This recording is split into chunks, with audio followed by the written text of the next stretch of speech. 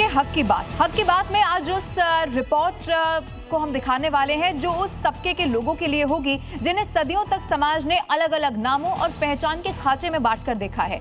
कभी उन्हें हरिजन कहकर संबोधित किया गया तो कभी उनकी पहचान को उनकी सामाजिक स्थिति तक सीमित कर दिया गया। लेकिन भारत के संविधान ने उन्हें दया या सहानुभूति का पात्र नहीं बल्कि समान अधिकारों वाला नागरिक माना है। ये रिपोर्ट है हरियाणा के कैथल की रहने वाली डॉक्टर कौशल पवार की और अपनी सुरीली आवाज से भेदभाव की हर दीवार को ढहा देने वाले वाल्मीकि समाज के सचिन की।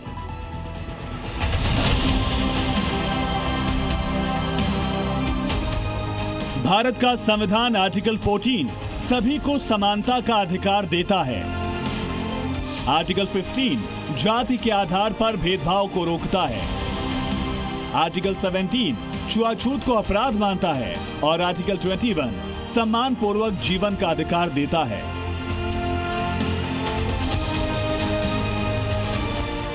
फिर सवाल यह है कि जब संविधान सभी को बराबरी और सम्मान का अधिकार देता है तो आज भी किसी परिवार को केवल उसकी जाति के आधार पर अपमानित क्यों किया जाता है। हरियाणा के कैथल में जन्मी डॉक्टर कौशल पवार का बचपन अभाव और सामाजिक भेदभाव के बीच बीता। वाल्मीकि समुदाय से आने वाली कौशल के माता पिता दिहाड़ी मजदूर थे। शिक्षा उनके परिवार के लिए सपना था, लेकिन समाज की सोच उस सपने से भी बड़ी दीवार बनकर खड़ी थी। स्कूल में जब कौशल ने संस्कृत पढ़ने की इच्छा जताई तो उन्हें कहकर अपमानित किया गया कि यह विषय उनके लिए नहीं है, लेकिन उन्होंने हार नहीं मानी। परिवार के प्रोत्साहन और अपनी जिद के दम पर उन्होंने संस्कृत में ग्रेजुएशन, पोस्ट ग्रेजुएशन, एमफिल और फिर जेएनयू से पीएचडी पूरी की। कौशल पवार समाज के अपमान से टूटी नहीं बल्कि उन्होंने पढ़ाई को अपना हथियार बनाया, संस्कृत जैसी भाषा में अपनी पहचान बनाई। जब मैं स्कूल में पहुंची और मैंने संस्कृत साहित्य में अपना एक मतलब उस पर ज्ञान हासिल करने की कोशिश की तो ये प्रश्न बार बार ये समझ आया मुझे कि ये जो समाज का जो माइंड सेट बना हुआ है ये कोई भगवान के द्वारा बनाई हुई प्रकृति नहीं है बल्कि मनुष्य जनित प्रकृति है। बाद के संस्कृत साहित्य को पढ़ते हुए भी बहुत सारे मतलब सवाल मन में बार बार उभरते रहे कि ऐसे क्या कारण थे कि जो शास्त्रों में लिखा गया और जो समाज में व्यवहार में है दोनों में अंतर क्यों है। छोटी सी उम्र से बहुत कुछ झेलने के साथ आज कौशल पवार दिल्ली के कॉलेज में संस्कृत की प्रोफेसर हैं, लेकिन उनका संघर्ष सिर्फ व्यक्तिगत सफलता तक सीमित नहीं रहा। उन्होंने दलित अधिकारों और शिक्षा के सवालों को लगातार उठाया। कानून तो इसमें बहुत कठोरता से लागू होना ही चाहिए। बिल्कुल इसका व्यवहारिक धरातल पर कानूनन दंड तो दिया ही जाना चाहिए अगर इस तरीके का भेदभाव होता है कि ये केवल हिंदू धर्म की समस्या नहीं है बल्कि जितने भी हमारे यहाँ धर्म हुए चाहे वह बाद आयातित धर्म हुआ, मुस्लिम धर्म है या क्रिश्चियन है या तमाम जितने भी हमारे यहाँ पंथ की पूरी परंपरा रही उनमें भी कहीं ना कहीं भेदभाव झलकता रहा है। कौशल पवार की कहानी बताती है कि भेदभाव की दीवारें कितनी भी ऊंची क्यों न हो, शिक्षा और संकल्प उसे तोड़ सकते हैं। ये सिर्फ एक महिला की सफलता की कहानी नहीं बल्कि उन लाखों लोगों के संघर्ष का प्रतीक है जो सम्मानजनक पहचान के लिए आज भी लड़ रहे हैं। नहीं जी, कहाँ देखता है। सफाई कर्मचारी को कोई अपने बगल में बिठाने की भी बोलते कि वो तो ये सोचता है कि गंदगी साफ करने का इस पे मक्खी लग रही है तो कोई अपने पास बैठने की। अब हम इस कंडीशन में बस में जाएंगे तो कोई हमें बस में भी नहीं बिठाएगा। तो यहाँ कहाँ इतने पढ़े लिखे लोग हमारे औकात समझेंगे। वहीं हक की बात को लेकर यूपी के वाराणसी में जी न्यूज की टीम ने कुछ सफाई कर्मचारियों से बात की जिनके कंधों पर शहर को स्वच्छ और सुंदर रखने की जिम्मेदारी है। सफाई मित्रों ने बताया कि हमें कोई किसी भी नजर से देखे लेकिन हम अपनी जिम्मेदारी को पूरी निष्ठा से निभाते हैं। वहीं कुछ कर्मचारियों का मानना है कि जीवन बेहद संघर्षपूर्ण है, कई बार गंभीर समस्याओं का सामना करना पड़ता है। सैलरी हमारी नगर निगम समय पे देती है हमेशा। हमारे कर्मचारियों को जो योजना आती है सरकार की तरफ से सारी सूचना दी जाती है, कर्मचारियों को प्रोवाइड किया जाता है, उनको बताया जाता है हर चीज़ को। वहीं नगर निगम का कहना है कि वो इन कर्मचारियों को सिर्फ कर्मचारी नहीं बल्कि अपने परिवार का हिस्सा मानते हैं। उन्हें समय समय पर जरूरी सुविधाएं दी जाती हैं उनका ध्यान रखा जाता है। हर 2 महीने 3 महीने पे कैंप आयोजित किया जाता है।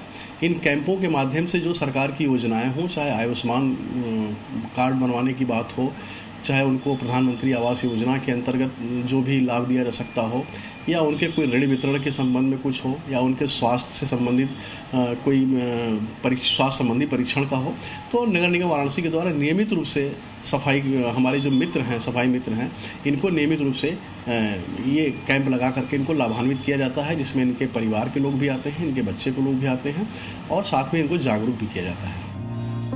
जिनके कंधों पर शहर को साफ रखने की जिम्मेदारी है, सुबह की पहली किरण के साथ झाड़ू चलने लगती है, उन्हें कई बार अपमान का सामना भी करना पड़ता है, लेकिन हक की बात है कि इनको सिंपैथी नहीं, डिग्निटी चाहिए, दया नहीं, अधिकार चाहिए।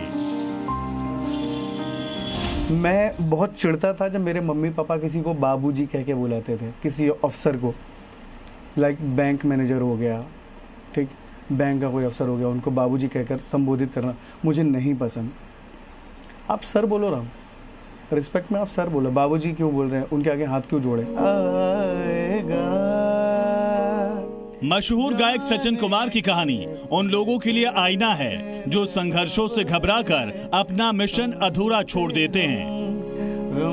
खत्म दिल ही ना माने, फिर से नैना भरे। लखीमपुर खीरी के सचिन कुमार वाल्मीकि के चेहरे पर मुस्कुराहट कम है। सचिन ने बताया कि मेरे घर की आर्थिक हालत ऐसी नहीं थी कि संगीत सीखने के लिए पैसों का इंतजाम हो सके, लिहाजा मुझे रेस्टोरेंट में काम करना पड़ा।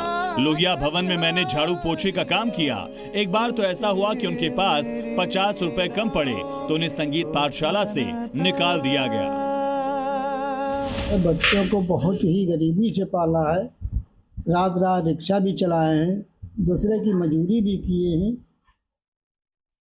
इस हिसाब से हमने बच्चों का पाल पाए हैं। नहीं, समाज तो खैर है ही है, जैसा जो कहता है साथ दिया है, साथ दिया हमारा समाज, बहुत साथ दिया। और अन्य जाति ने अगर साथ न दिया होता तो इस कामयाबी तक नहीं पहुंच पाता हमारा बच्चा। सचिन का कहना है कि ऐसे कई मौके आए जब उन्हें समाज में भेदभाव का शिकार होना पड़ा। भगवान ने जो जिंदगी दी है वो बहुत अच्छी दी है, एक अलग पहचान दी है मेरे संगीत के जरिए, और वो पहचान आज परमेश्वर के आशीर्वाद से, परमपिता वाल्मीकि महाराज जी के आशीर्वाद से बहुत अलग है। समाज में इज्जत है, नॉट ओनली समाज बोलूँगा, देश विदेश मैंने बहुत यात्राएं की हैं, तो हर जगह पर मान सम्मान इज्जत बहुत मिलता है, बहुत प्यार मिलता है।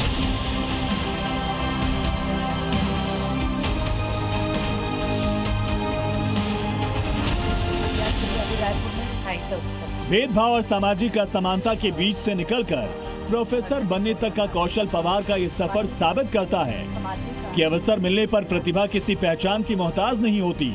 उनकी कहानी संविधान के उस वादे की याद दिलाती है जिसमें हर नागरिक को बराबरी और सम्मान का अधिकार दिया गया है।